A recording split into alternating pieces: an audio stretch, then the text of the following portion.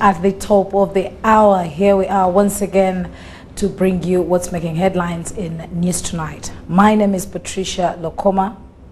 And on sign language, it is Mogalo Mohammed, and I am Edward Rukidi Kijanangoma. First though, the headlines.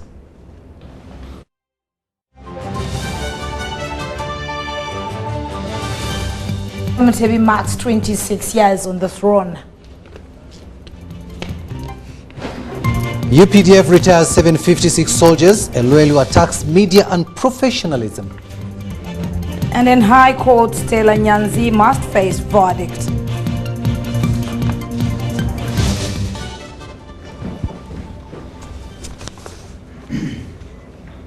Hello there and welcome once again. Patricia Lukoma will be returning later on in this program to give you all that's happening in the world of business, international news and sports.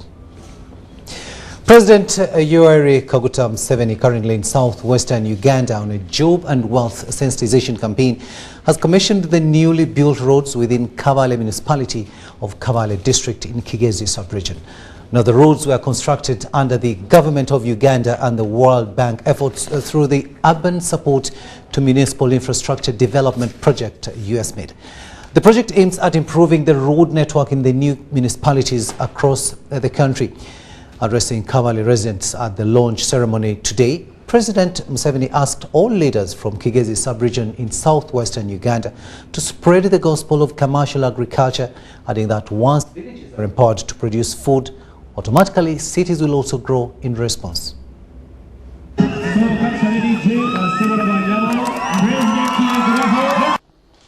President Yoweri Museveni, currently in southwestern Uganda on job and wealth creation sensitization campaign, has commissioned the newly built roads within Kabale municipality of Kabale district in Kigezi sub-region. The roads were constructed under the government of Uganda and the World Bank efforts through the Urban Support to Municipal Infrastructure Development Project, USMID. The project aims at improving the road network in the new municipalities across the country.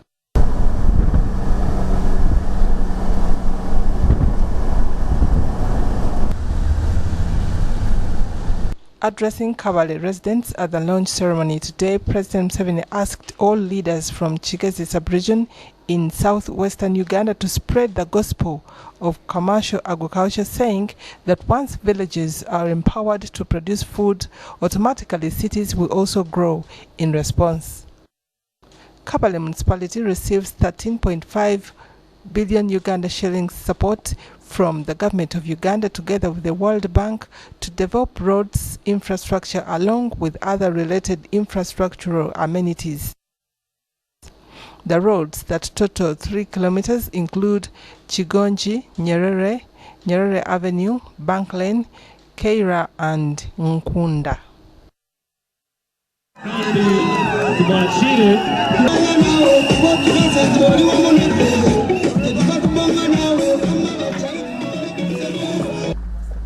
Following the commissioning of land offices in various regions across the country, President Museveni also launched Kabale Zonal Land Office to serve the people of Kigezi sub-region in all land-related matters.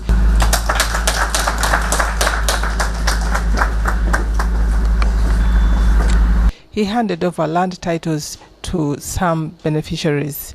UBC TV, Harriet Nambi. District. The Kabaka of Buganda, Ronald Muwenda Mutebi II, marked 26 years Wednesday on the throne since his first coronation in 1993. Buganda hosted its subjects and other dignitaries at Nkumba University playgrounds in Busiro County for the coronation festivities. Banadiga reports. Buganda subjects thronged and filled Nkumba University to capacity to celebrate with His Majesty Kabaka Ronald Muwenda Mutebi II on his 26th coronation anniversary.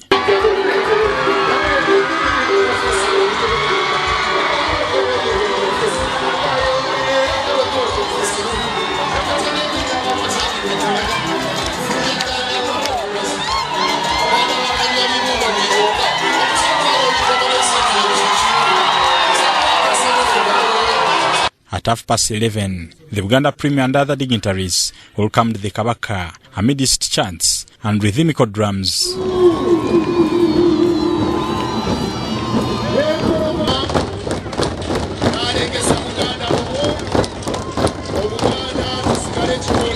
As a doctrine and a ritual in Buganda, the Kabaka hits the Mjaguzo and lifted shoulder high to wave at the congregation.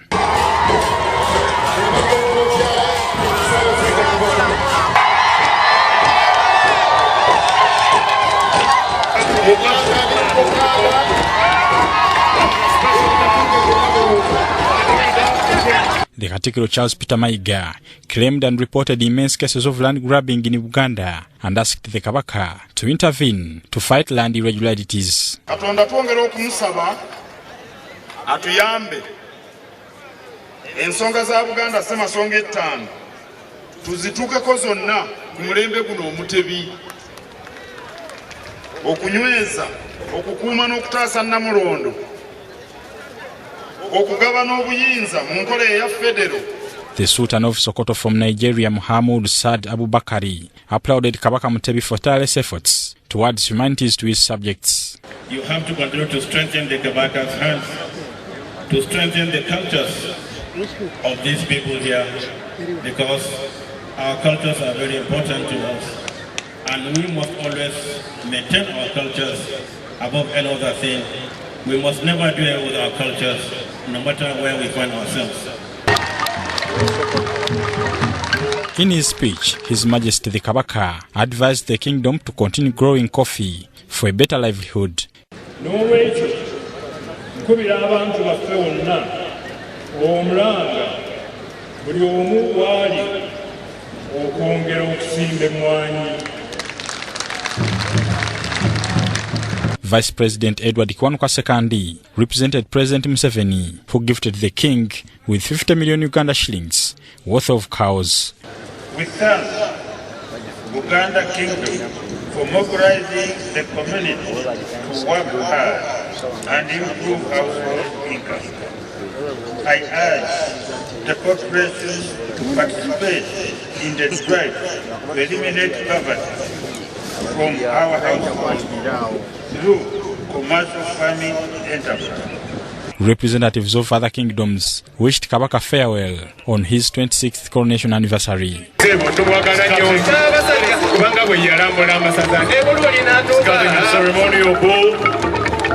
king ended the function in style as he served his dignitaries and subjects roast cow. Special guest, the Sultan of Sokoto. Bernard Iga, UBC TV, Kumba. Cut as well. From Kumba to the August House here in Kampala, where Dokolo woman member of Parliament Cecilia Ogwal has appeared before the Rules, Discipline and Privileges Committee for cross-examination.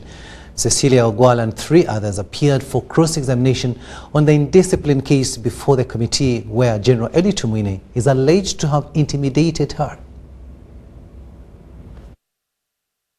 3 more witnesses have today appeared before the Rules, Discipline and Privileges Committee of Parliament to testify on the alleged indiscipline incident by General Eli Tumwine against Cecilia Ogwal. Among the witnesses were Bukonzo West MP Atkins Katushabe, Nuaya County MP Adongo Lili, and Cecilia Ogwal, the victim. This brings the number of witnesses who have appeared for examination to 5. So I saw him coming with gestures, of course, annoyed. It was not normal. We realized afterwards that was not a normal conversation. When I only remember the words that he said and the gestures that did not really show that they were not really merely conversing but attacking each other. Mr. Chair, now, at that time, the body language had really changed. The tone was something different. Dokolo, woman member of Parliament who is the victim, narrated to the committee how the unfortunate incident unfolded on the 23rd day of July. In this case, the general was in combative mood. Combative mood. And being in that combative mood, and he's a general, to a mere civilian like me, who has not even held a gun, definitely we were shocked to the core. There is nothing we could have said. We were frozen. One would have said something went wrong with me, but even my colleagues who were seated next to me could have made a statement.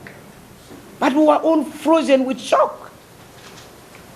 The cross-examination of witnesses kicked off yesterday with a review of the CCTV footage as the committee critically established the evidence in the matter. The chairperson of the committee, Clement Ongola, says the committee has experienced some hiccups since the videos provided had no audios. Unfortunately, they have not have audio.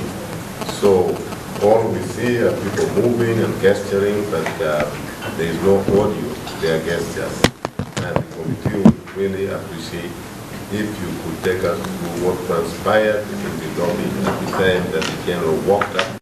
General Eli Tumwine is expected to appear before the committee for cross-examination in the next sitting, after which the committee will write a comprehensive report on the matter. Susan Naonga reporting. Thanks, Susan, for that report there. I beg your pardon. To the High Court now, where the High Court in Kampala has thrown out an application that sought to block tomorrow's judgment in the cyber harassment and offensive communication case in which the embattled Makerere University research fellow Dr. Stella Nyanzi allegedly insulted the president and his late mother, Esther Kokundeka. Let's get more in this report. I need my seat in court. You're not taking me out. Give me a court bench. Why are you saying excuse me? Give me my court bench. Give me a court bench. High Court Judge Jane Francis Abodo has dismissed the application and ordered the case file be sent back to Buganda Road Court Trial Magistrate Gilades Kamasanyu for delivery of judgment. It seemed land counsel for the accused person had not played this role in briefing the witness, who upon examination in chief demanded to first be informed the reason for what had brought him to court, despite land counsel for the accused person having had the matter stood over for 45 minutes to brief the witness. In her ruling this afternoon, the judge said she is unable to find bias on the side of the trial magistrate in the way she handled Nyanzi's case, which would warrant a revision of the lower court proceedings. The judge also found no miscarriage of justice occasioned on Dr. Stella Nyanzi because the magistrate gave her and her lawyer Isaac Semakade to prepare her defense case and ensure attendance of her 20 witnesses. Justice Abodo also observed that Nyanzi was accorded 7 adjournments to prepare her defense witnesses, but out of the 20, she produced one who was also discovered not ready to testify. However, reacting to the ruling, the defense lawyer Isaac Semakade said he was not shocked with the court's decision. But everything will be clear, probably tomorrow, when Dr. Stella Nyanzi returns to Buganda Road Court, for that court to do as it wishes with her. Because as things stand, our mandate in that court was exhausted on the 16th of July. Nyanzi is now expected to appear before Buganda Road Court to receive judgment at 2:30 p.m. Dr. Stella Nyanzi, who is on remand at Reserve Prison after refusing bail, is accused of having disturbed the peace and privacy of the person of the president, Yoweri Museveni, and his mother, Esther Kokundeka, in September last year when she posted a disturbing poem on her official Facebook page using a computer. I don't know, would you That's what have transpired at the High Court in as far as that case against Stella Nyanzi is concerned. But still, on matters pertaining to the court, the Chief Justice Bart Katurebe has warned the public against mixing judicial matters with politics, a practice he says is common with cases relating to land evictions. According to the Chief Justice, people who mix court matters with politics complicate judicial procedures, thereby undermining a just disposal of cases. Katurebe expressed his concerns during a consultative meeting on the draft guidelines on land evictions held at the Imperial Royal Hotel here in Kampala. Of late, matters relating to land have become a hot cake across the country, a status that calls for timely judicial services in equal measure. Aware of this, the judiciary's effort to come up with acceptable guidelines on land evictions are at the tail end. Opening Wednesday's consultative meeting on the draft guidelines on land eviction was the Chief Justice Bart Katrebe, who expressed disappointment with some members of the public who ran to courts of law, at the same time seek political intervention. You have a decision by a magistrate, appealed to the High Court. You don't appeal to the Court of Appeal. Now you go to the President. You go where? You go where? What do you want us to do? So if those type of things need also to be addressed. Where the magistrate has done his work or her work, the High Court has done its work, the Court of Appeal has done its work, and you decide to go political, for us as a court we shall say, solve it there. We have played our part. The Chief Justice, however, advised judicial officers, especially those handling cases relating to land evictions, not to stray but follow the law to the letter at all times. Visit the locus. Make sure that you have done the thing according to the rules, according to the law.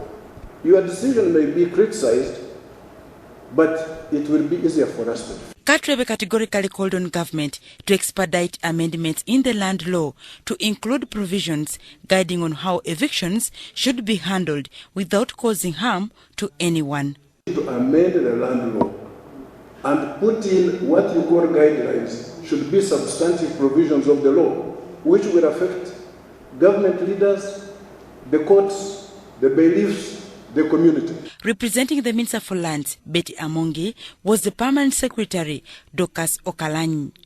In her remarks, the Minister was cognizant of the fact that many times people are illegally evicted, especially in places where land is still hereditary. Justice David Wangutusi, the head of Commercial Court, explained some of the proposed clauses, among others, barring midnight evictions, evictions carried out on the weekends, and on short notice. Before you demolish, the person who is supposed to move out should be given a chance to salvage his property before he is removed. And in this case, we are discussing maybe the iron sheets. We are discussing maybe his other fixtures in the area. So he must be given the first opportunity before you allow your men to come and break down. Dorcas Kimono, UBC TV News. Now, the Russian Federation has donated a significant contribution of 53 Kamaz trucks and 10 trailers to the World Food Programme's logistics hub in Kampala, Uganda. Now, this contribution is the biggest donation WFP in Uganda has received this year and is more than half of the global contribution of Kamaz trucks of 90 trucks and 30 trailers worth more than $10.6 million. It is to strengthen WFP's emergency response capacity, and that is according to His Excellency Alexander Polyakov, the Russian ambassador to Uganda. Donation comprising 53 Kamaz trucks and 10 8x8 trailers has been handed over to the World Food Programme's strategic logistics hub in Kampala, Uganda by the Russian Federation. The vehicles are part of the Russian global contribution to the World Food Programme this year of 90 trucks and 30 trailers worth $10.6 million. Uganda has received more than half of these because of its strategic importance to the humanitarian community in the East and Central African region, says the Russian ambassador to Uganda. Today, a worthy contribution is made to this fleet. Under the second stage of the said project, Russia provided WFP with additional 97 Kamaz trucks, 4 mobile training facilities, 30 trailers, fuel tankers and spare parts, most of which are for the Ugandan hub. We can see them here, new and shining, but ready for operation in the more challenging road conditions.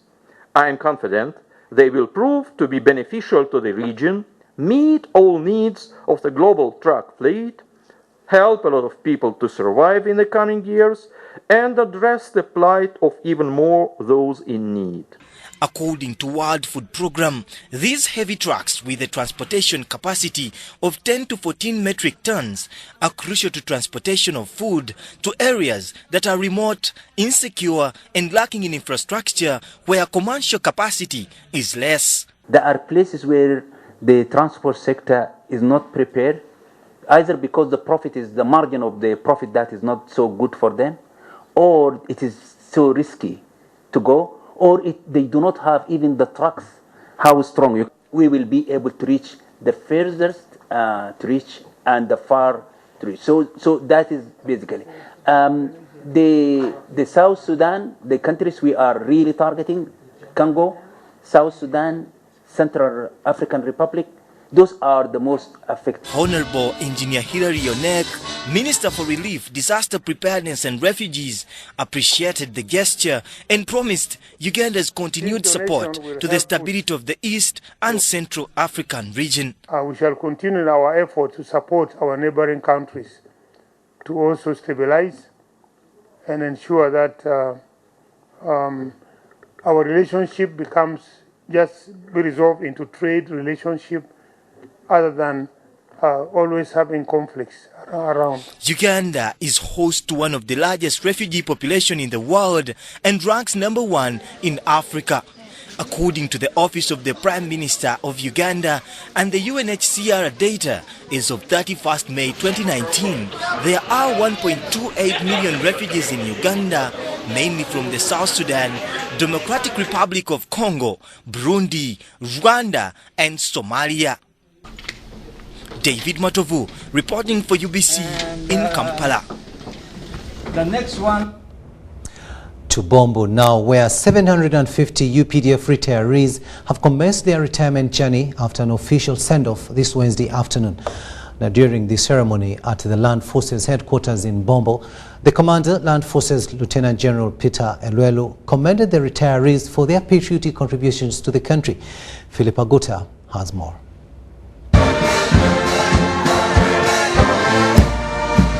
It's a tall order to successfully serve the army for over 45 years and retire honorably. It's worth celebrating surviving the challenges surrounding serving in the army, including wars, diseases, and work-related hazards for almost half a century. 756 officers of the Land Forces have this Wednesday said bye-bye to their long-time barracks friends across the country as they have been retired. Of the 756 officers, 341 were sent off with their packages at the Land Forces headquarters in Bombo. The send-off ceremony was presided over by the Commander Land Forces, Lieutenant General Peter Elwelu. He started his speech by attacking the media for what he termed unprofessionalism. Now, our media, you have specialized in spreading lies. And I want you to write this thing. If you don't write, then I know that you are cowards. Then I know that you are cowards. I want you to write the way I have said. I want you to write the way I have said. That's when I will know that surely you are warriors like me. So you are specialized in spreading lies, promoting hatred, violence, laziness, wickedness, foreign cultures, and all sorts of evil. All sorts of evil. Elwelu made several quotes from the Bible urging the media to reform. Do not promote chaos. Do not promote hatred. We don't need it. We have had enough of it. We need peace and harmony. With peace we can do everything. We are here today because there is peace. You are here today, you the media, because there is peace. Without peace you wouldn't be here. And you are here because we are here. Without us you cannot be here. It is us who have made you what you are today. You never made us what we are. We made you. To the retirees, Elwelu commended them for the sacrifices they have made for the country, but tasked them to repent to those they have offended during their period of service. If you took somebody's salary or somebody's food while you are serving. Says in those 48 years, if you have really stepped on somebody, please, you go and kneel down and repent to your Father in heaven. He will listen to you. And so that you go a free man in this world. That is the only thing I can tell you. Otherwise, I thank you for everything that you have done for us, for this country. The commandant of Bombo Barracks tasked the retirees to maintain discipline and desist from excessive use of alcohol. I urge you to maintain discipline by being law-abiding citizens of this country, engage in production.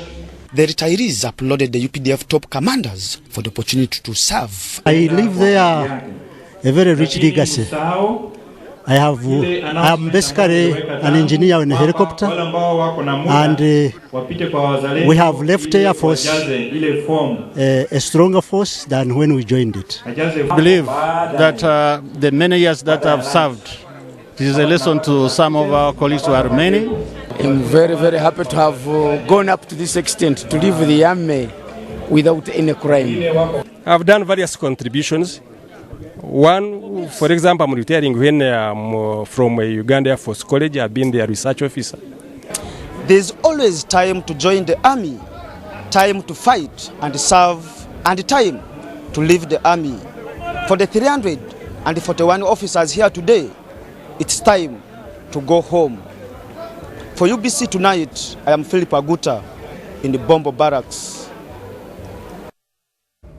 Now, the special representative of the chairperson of the African Union Commission for Somalia, Ambassador Francisco Madeira, has commended the AMISOM police for their dedication to duty, commitment to the mission, and selfless service to the people of Somalia.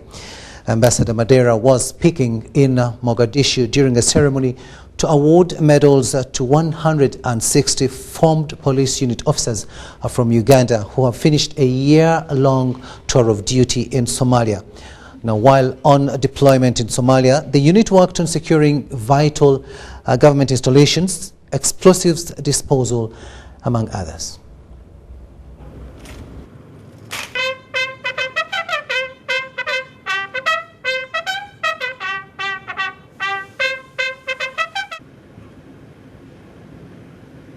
We in AMISOM have noted with delight that while performing these duties, you, members of this unit, have been exemplary, diligent, committed, and dedicated in your selfless service to humanity and attainment of peace in Somalia.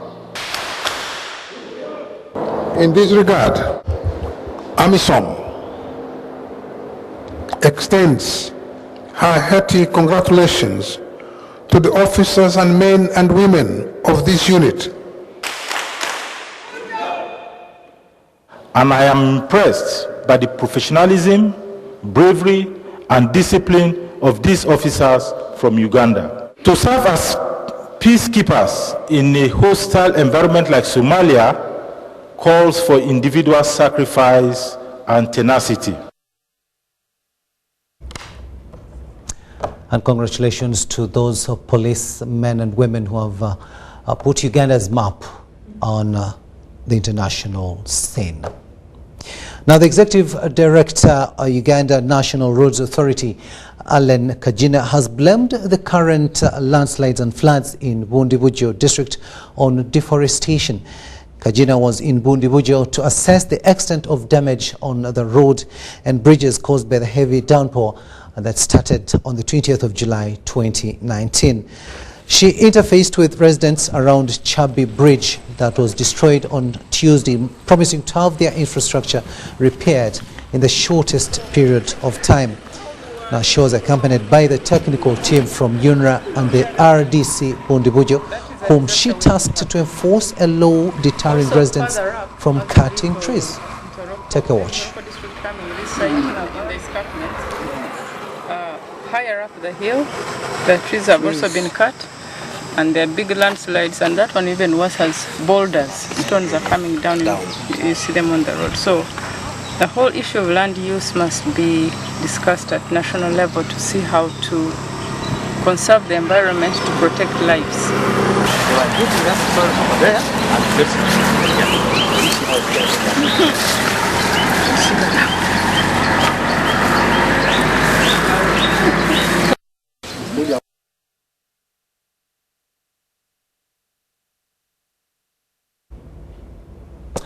That is what happened in Bundubujo. And of course, it is a developing story. We'll be getting you more updates as we get the news from that area. Now, the Vector Control Division in the Ministry of Health has urged Kamwenge district leadership to step up efforts in creating awareness about the importance of maintaining personal hygiene in controlling elephantiasis. Now, the program manager for neglected tropical diseases at the Ministry of Health, Dr. Gabriel Mutwale, says the prevalence of elephantiasis in Kamwenge district is due to the volcanic soils which contain silicon and aluminium. Descriptive name for podoconiosis has two causes. The first one is caused by a parasite and is transmitted by the Anopheles mosquito, and this type of elephantiasis is common in districts located in the Eastern Rift Valley, with the exception of Mount Elgon area. The same mosquito which transmits malaria is the same mosquito which transmits this filarial worm. This is a female Anopheles mosquito. However, in some urban settings, we can have culex. But all the studies which we have so far done in Uganda shows that culex does not play any role in the transmission of the parasite which causes elephantiasis. The second type of elephantiasis is caused by minerals like silicon and aluminium found in volcanic soils. When these minerals get in contact with the skin, they enter in the body and slowly block the lymphatic system, which helps to eliminate wastewater from the body. This type of elephantiasis is common in districts located within the Western Rift Valley, where Kamwenge district falls. Once the lymphatic system is blocked, fluid, may I call it water, does not circulate freely, and somebody end up swelling. Recently, leaders in Kamwenge district raised a red flag over the prevalence of elephantiasis, which has killed many people, while others are neglected in the communities. Found out that the disease is caused by volcanic soils, and at that time, the number of the patients in this sub-county was totaling to 56, of which we had 32 females, and we also had 26 male. But as we talk now, the number has increased even in other sub-counties of Ontara, Buhanda. Hygiene is very important when it comes to management of elephantiasis, whether it is due to the parasite or due to the soil particles. You need to keep the limbs, the legs and the hands clean. You need to do some exercise to allow the fluid to circulate. You need to put on protective shoes, because as I have told you, the disease, the condition is due to soils in the particle. So once you break that contact, you would have controlled the disease. Elephantiasis is curable on early detection, but in its advanced stages, only supportive treatment can be offered. If the infection is detected in the early stages, just like cancer, it can be managed and the limb, the leg or the arm reverses back to its normal size. However, once you go to the late stages, the limb can't be reversed and you will leave this world with that limb. The Ministry of Health has therefore advised the leadership in Kamwenge district to encourage people affected by elephantiasis to seek medical attention, but also maintain high standards of hygiene. Mutonyi Hilda and Adia Nakuti for UBC. Thank you so much for that story, Adia Nakuti and Hilda Mutonyi. Now, the newly appointed Secretary to the Judiciary, Mr. Bigirimana Pius, has officially taken over office with a call on government to follow up the remuneration of judicial officers and enactment of the Judicial Administration Bill, which is still hanging in the balance. During the handover ceremony at the High Court here in Kampala, the outgoing Secretary, Kagole Chivumbi, said he is grateful for being replaced by a person of sound character, a friend and a former workmate. Access it anytime you so wish. The newly appointed Secretary to the Judiciary, Pius Bigirimana, has been tasked to address the challenges faced by the judiciary. The pensioners in the judiciary, they are now 514. I cleaned up this payroll within the 30 months. There were more. This argument of the 1.5 billion arrears, which had stuck in our books of account for years, I deleted it last year because I challenged anybody to bring the list of those whom I will pay 5 billion. I did not find them. Following the strategic directive of the President, Bigirimana was told that the electronic court case information managing system contract is on table ready for signing. And it is only signing, and the term for completing aim at June, by June 2020. Because this implementation is under an ICT strategic plan. Bigirimana was tipped on a number of issues. A lot of excitement is on this money. And you know at times you used to tell me some of these stories. In Uganda here they say koi koi. Then they say yeah, don't say dear when they say koi koi. There are many who are going to say koi koi on this thing. The incoming Secretary to the Judiciary, Pius Bigirimana, promised to follow the principles and application of the judiciary. That I come here with a lot of experience in that field. I want to assure you that I will apply the principles as required, well knowing that this is the third arm of government, a very important arm of government. And if it is not given the support that it should have, then not only will I be letting down the judiciary, but I will be letting down the entire government. Bigirimana said he is to write a proposal to the Chief Justice indicating where he is to start from. So I want to think that it is very important to know the problem before you fix it. The Chief Justice, Bat Katurebe, cautioned the incoming Secretary about critics and whistleblowers. If anybody has diddled with public funds, we must answer.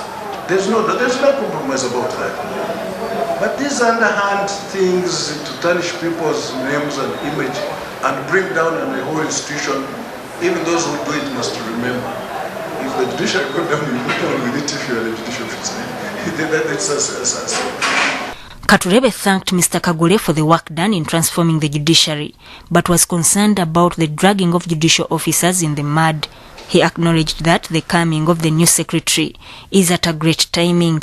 On the 26th of July 2019, President Museveni relieved Kagole Chivumbi of his duties and appointed Pius Bigirimana, who has been the permanent secretary in the Ministry of Gender, Labour and Social Development. Sudat Kaye, UBC News. We'll now take a very short break, but we'll return with business news, international news and sports news with Patricia Lukoma.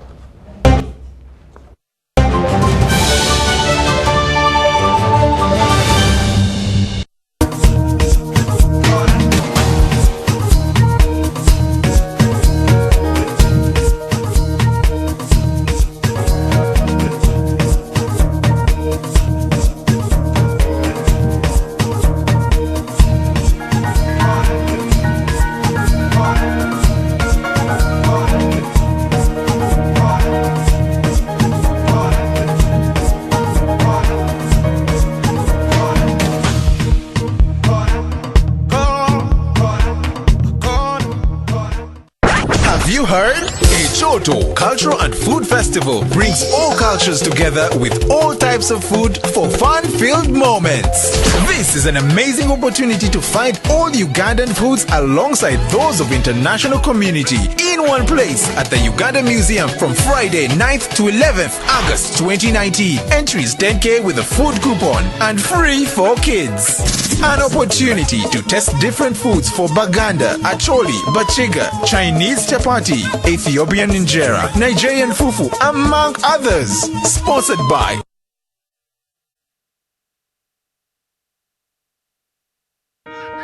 Every dream has a challenging journey. Ours began in 1998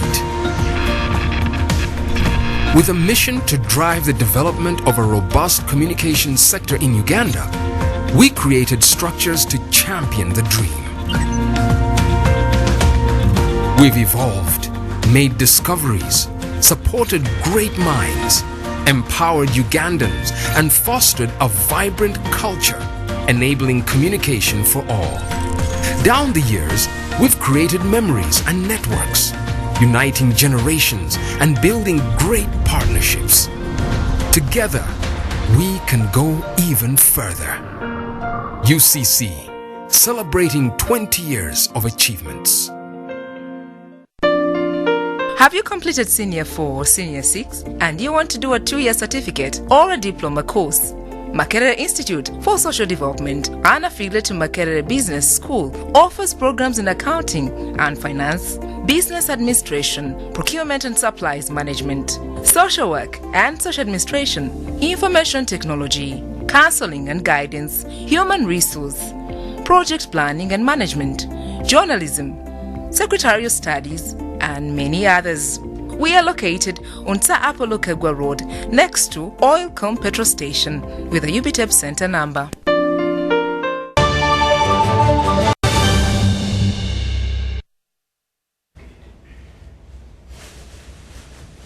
Welcome.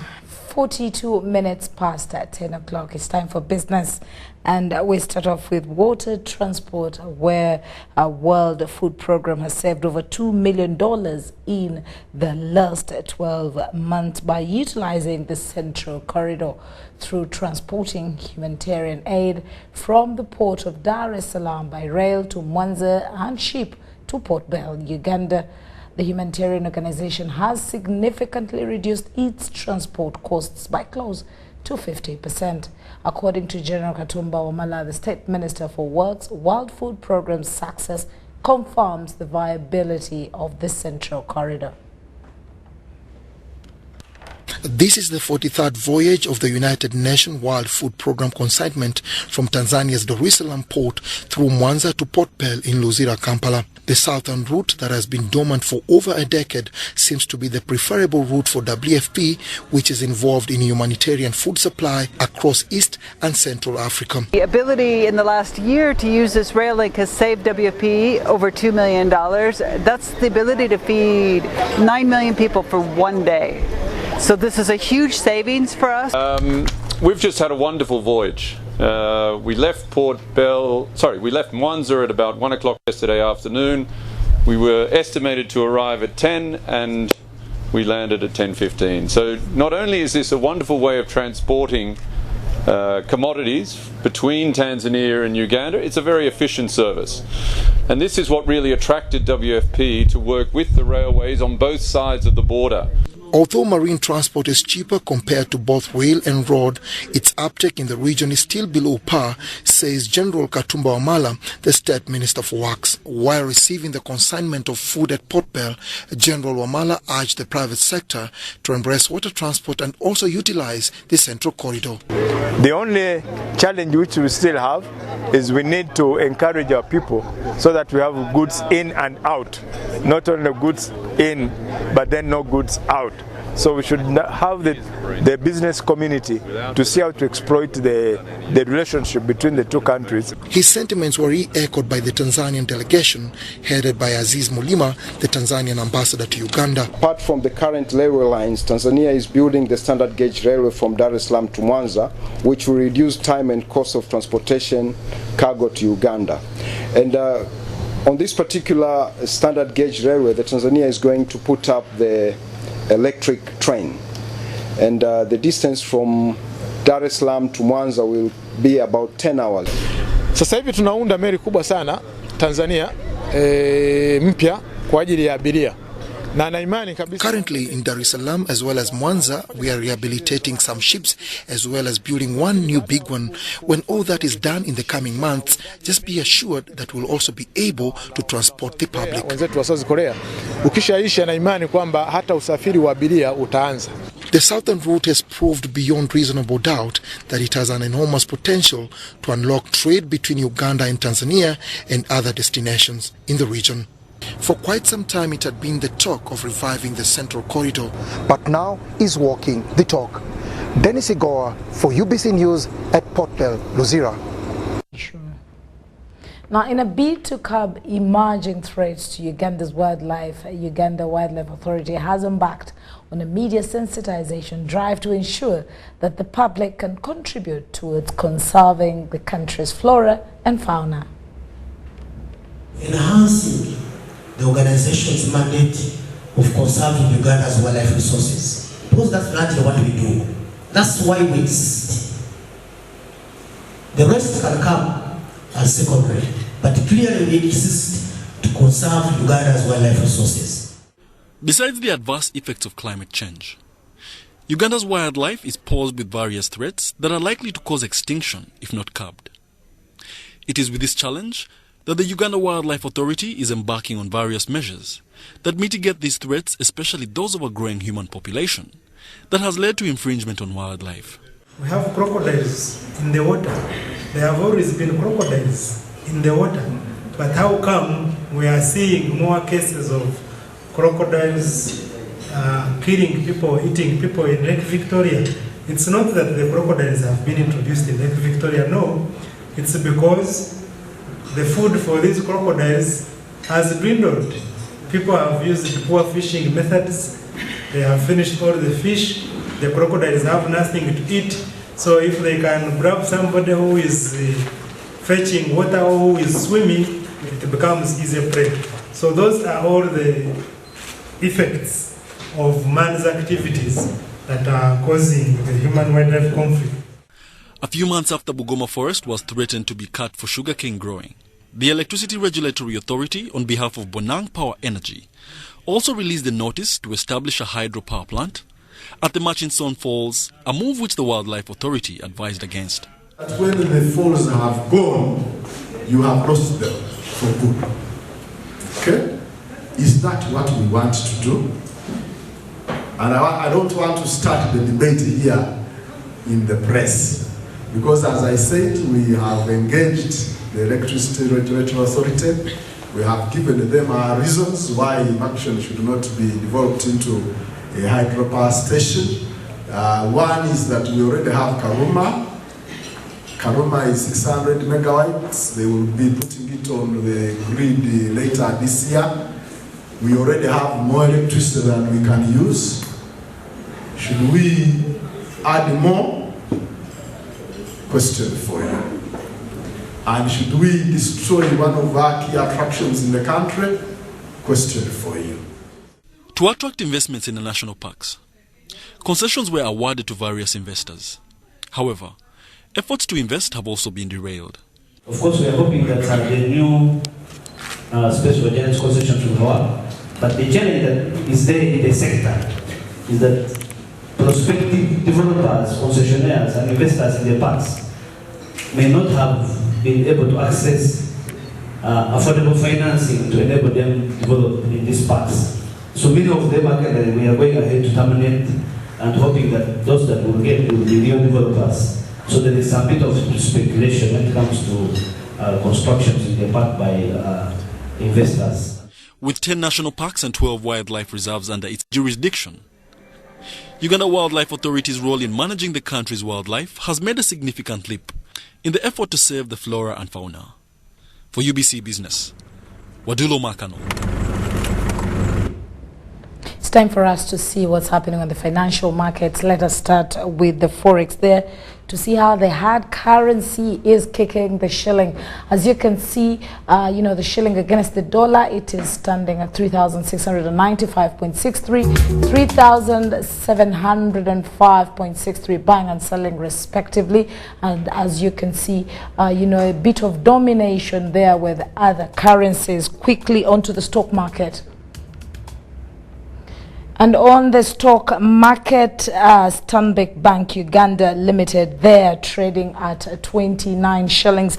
The opening price was 28.84. And of course, as you can see, the 29 shilling gave it some bit of activity, having 51 million shares traded. That was quite some big volume there. And you can see there wasn't much price movement on other currencies. Let's quickly go to the Uganda Securities Exchange general performance, where we see a huge 1.50 trillion exchanging hands on the performance of the stock market. That's it. We're going to take a short break and return with our international news. Stay with us.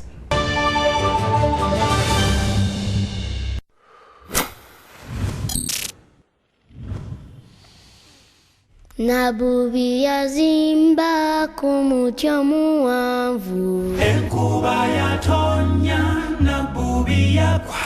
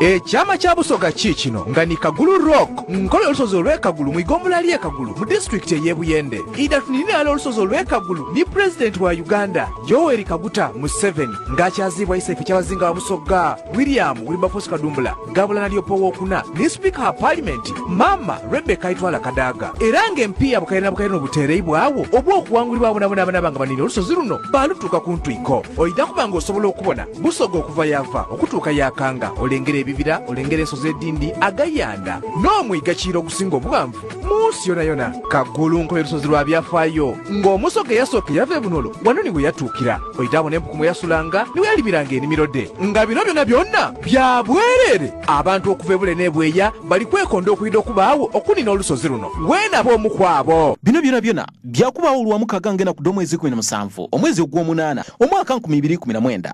Empakedde okunina olusozi Kagulu dikutuusibwako Minisitule y'ebyobulambuzi n'ebyeyira mu bwakyabazinga bwa Busoga kyateebwamu empiya. President w'Iwanga, Uganda Tourism Board, Uganda Wildlife Authority, Sanctuary Hotels Kamuli, UBC TV, Madvan Group of Companies, Big Fair, awalala Hill Water, purity, nothing less.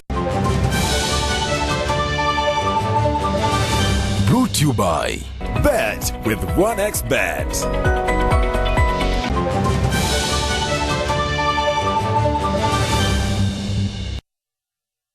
On the sports desk, the fight between Umar Semata and Golola Moses is on this Saturday at Freedom City in Entebbe. Golola Moses lost the first meeting of the two fighters last year and says he is a changed man with new tactics. A non-title fight that mainly focuses more on the pride than the money is at stake.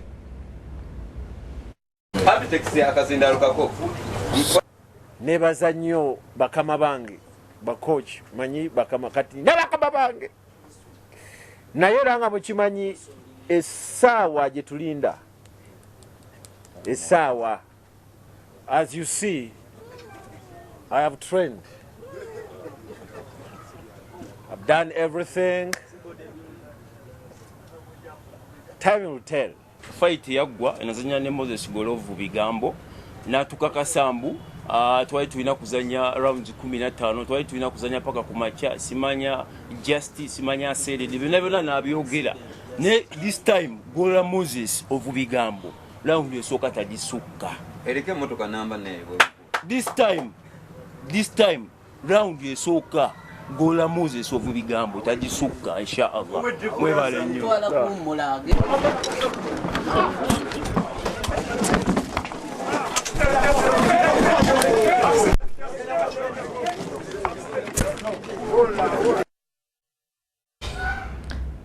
I hope you didn't fall down.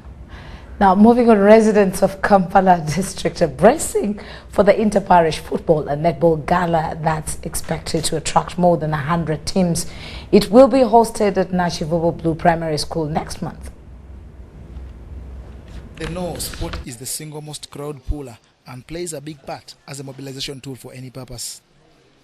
This is high on the agenda of organizers of the Kampala District Inter-Parish Netball and Football competition that targets the youth through this tournament, expected to attract more than 1,000 players and several fans. The main issue about the tournament is to see that we organize youth not to be distracted about the political issues, because at the end of the day we found out that youth has no jobs, youth has nothing, youth are done with their studies but they don't have jobs. The tournament that starts on 17th August will be open to residents of Kampala's 5 divisions of Nakawa, Central, Makindye, Rubaga and Kawempe, with teams from the 137 parishes. John Barnes, Sentinel. Now, the inaugural edition of the Fufa Primary Schools Championship has reached the closing stages with the draws for the final held. With different regional winners already known, the stage is set and 8 teams will compete for the ultimate prize between 4th to 7th August at Fufa Technical Center in Njeru-Buyikwe District. Each of the 8 Fufa regions will have a representative in the final.